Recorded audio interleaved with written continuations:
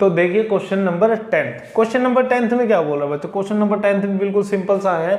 उसने क्या बोला है, दो इक्वल पोल है, 1 और 2, जो कि सड़क के दोनों अपोजिट सामने खड़े हैं। एक सड़क के इस किनारे पे, एक इस किनारे पे, ठीक है। दो एंड्स पे दो पोल इक्वल हाइट के खड़े हैं, ठीक है। उस रोड की विड्थ कितनी है? 80 मीटर, ठीक है। रोड के बीच में किसी भी पॉइंट से, हमें नहीं पता वो पॉइंट की दूरी कितनी है एक एंड से, ठीक है। किसी भी पॉइंट से अगर हम इधर वाले खंबे को देखते हैं, इधर वाले पोल को देखते हैं, तो 30 डिग्री का क्या बन रहा है? एंगल बन रहा है, ठीक है। और उसी पॉइंट से इस वाले टॉप एंगल पोल के टॉप को देखते हैं तो कितने डिग्री का एंगल बन रहा है भाई? 60 डिग्री का, ठीक है। तो अब हम क्या करना है, हमें ये बताना है कि भाई वो पॉइंट कितना दूर है, ठीक है। और उन पोल की लेंथ भी बतानी है, ठीक है। पोल की लेंथ भी बतानी है भाई हमने, ठीक है। नाम रख लेते हैं हम इसका। इसका नाम रख दिया A, B और C, इसका नाम रख दिया D और E, ठीक है। अच्छा, जो चीज गिवन है वो हम लिख देते हैं। गिवन क्या है? BC equals to 80 metre, BE equals to 80 metre, ठीक है, 80 मीटर।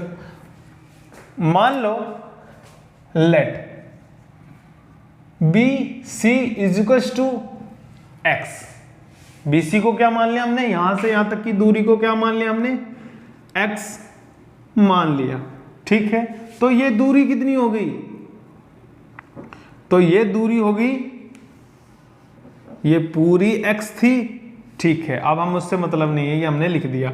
वो पूरी x थी, तो हमने अगर यहां से लेकर यहां तक की दूरी को x मान लिया, तो यहां से लेकर यहां तक की दूरी 80 माइनस x।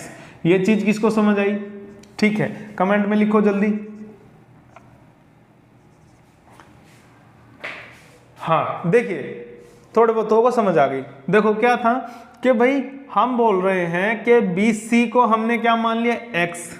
मान लो ये पूरी लेंथ है 10 की, कितनी है?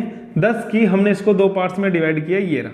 अगर इसकी वैल्यू 2 होगी तो इसकी वैल्यू 8 होगी, इसकी 3 होगी तो इसकी 7 होगी, ठीक है ना। अगर इसकी 4 होगी तो इसकी कितनी होगी? 6 होगी, ठीक है। अब मान लो ये 4 बोला, तो हम इसको 10 माइनस 4 क्यों ना बोल दें? है तो 6 ही, 10 माइनस 4। अगर हम इसको 2 बोल रहे हैं तो इसको 10 माइनस 2 बोल दें तो कोई दिक्कत नहीं है, 8 आएगा। अगर हमने इसको x बोला तो इसको क्या बोल दें? 10 माइनस x। इसी तरीके से जैसे पूरी कितनी थी? 80 थी, ठीक है बच्चों। तो एक साइड को जब हमने x माना तो दूसरी साइड क्या होगी? ऑटोमेटिकली 80 माइनस x हो गई, ठीक है। अब इसका बेनिफिट आपको क्वेश्चन में दिखेगा कैसे। BC को हमने जब ये माना तो हमारी CE कितनी हो गई? 80 माइनस x। कितनी होगी?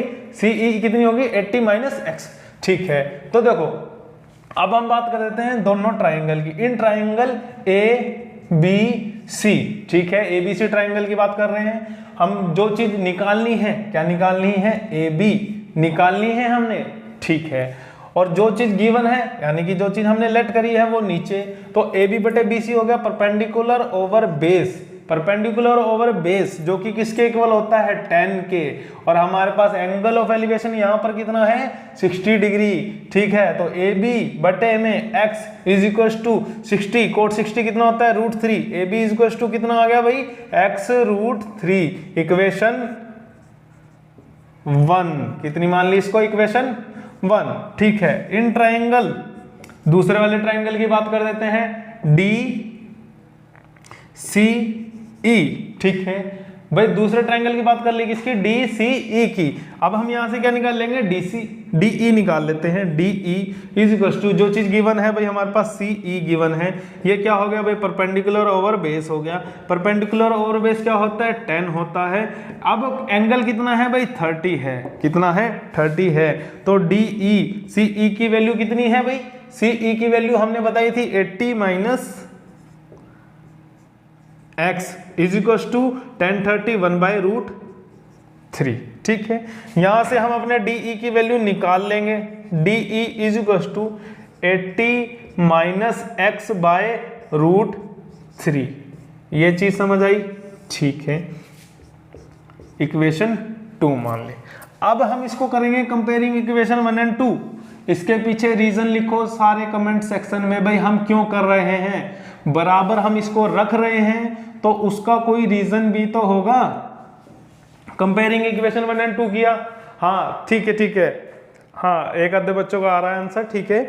तो कंपेयरिंग इक्वेशन जब 1 एंड 2 किया, देखो क्यों रखा इसीलिए क्योंकि क्वेश्चन की वेरी फर्स्ट लाइन में हमें बोल दिया था 2 इक्वल्स पोल, दोनों पोल की हाइट कितनी है, नाम बेशक अब बराबर ना हो पर हाइट तो बराबर है। जब क्वेश्चन में बोल ही दिया है कि दोनों पोल की हाइट कितनी है, इक्वल है, तो हमने इक्वेशन 1 एंड 2 को इक्वल रख दिया। तो x/√3 is to 80 minus x/√3, ठीक है। तो दो चीज इधर डिवाइड में वो इधर आकर कहाँ हो गई, इनटू में, इक्वल्स टू 80 माइनस x, आधा 3 पूरा 3 तो 3x हो गया, जो चीज इधर प्लस माइनस में वो इधर आकर क्या हो गई प्लस में, 4x इज इक्वल्स टू 80 हुआ, x इज इक्वल्स टू 80/4 हुआ, कितनी आ गई x की वैल्यू 20 मीटर।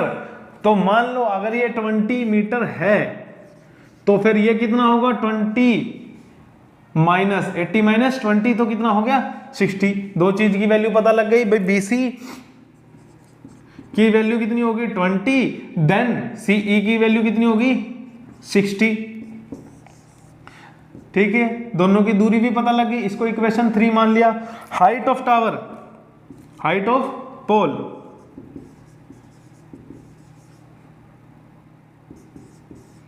निकालनी है। मान लो हम ये वाली इक्वेशन उठाकर चलते हैं, क्या AB इज इक्वल टू कितनी थी हमारे पास x इंटू √3, ठीक है। फ्रॉम इक्वेशन,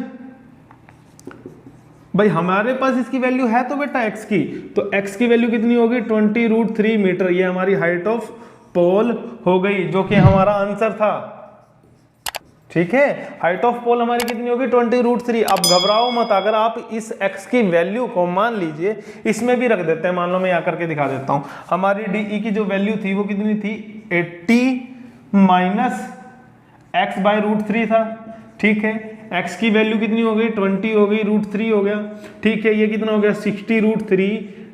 ट्रिग्नोमेट्री में कभी भी नीचे अंडर√3 नहीं रखते, तो इसको सोल्व करेंगे तो 60 ऊपर और ये √3, आधा 3 पूरा 3, कितना आया 20√3।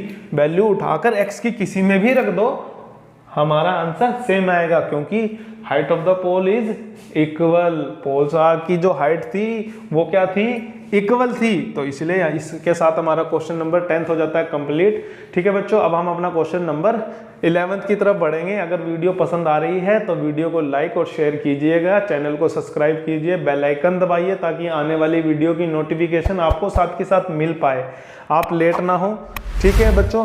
क्वेश्चन नंबर 10th यहाँ से कर लीजिएगा। अब हम अपना क्वेश्चन नंबर 11th की तरफ बढ़ रहे हैं।